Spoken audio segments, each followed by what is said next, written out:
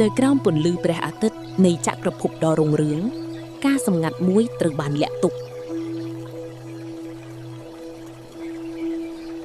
តាភុលបានបើកហឹបបុរាណមួយដែលផ្ទុកទៅដោយរឿងរ៉ាវកាលពីរាប់ពាន់ឆ្នាំមុនតារា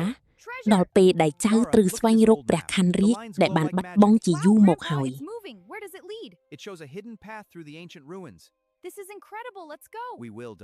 តារាបានរៀបចំខ្លួនរួចចេញដំណើរទៅកាន់ព្រៃជ្រៅដែលពោពេញដោយអាតកំបាំងព្រៃដែលគ្មានមនុស្សទៅដល់គឺជាកន្លែងដែលមានវិញ្ញាណបុរាណថែរក្សានៅចំពោះមុខគឺជាខ្លោងទ្វារថ្មដ៏ធំមហិមារូបរាងដូចមាត់នាគរាជប៉ុន្តែភាពងងឹតកំពុងតែតាមដានគេវាគឺជាវិញ្ញាណនៃភាពលោភលន់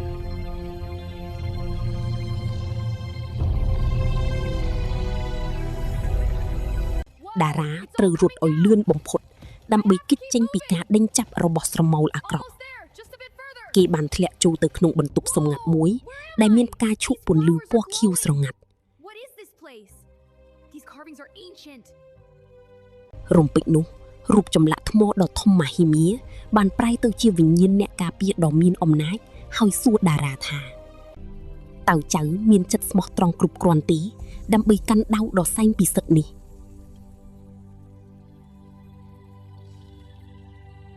ស្រមោលងងឹតបានវីប្រហារមកដើម្បីដណ្ដើមយុគអំណាចនៃព្រះខ័ន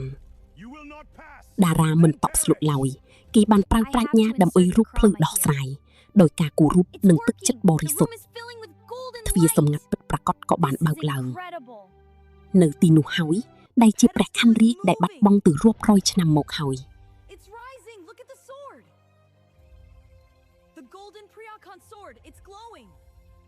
នៅពេលដែលតារាប៉ះដៅ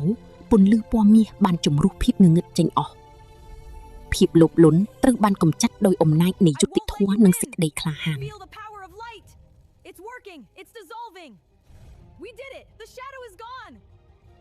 អ្នកការពារបានប្រាប់តារាថាចូលរក្សាដាវនេះដើម្បីការពារសន្តិភាពនៃទឹកដីរបស់យើងអាចកំបាំងត្រូវបានលាតត្រដាងហើយវីរបុរសថ្មីត្រូវបានបង្កើតឡើងIts light guides me to my true path. I will not falter. ដំណើរផ្សងព្រេងរបស់តារាគឺទើបតែចាប់ផ្ដើមតែប៉ុណ្ណោះ These ruins are dangerous, but I have to keep going. Whatever's ahead, I'm ready.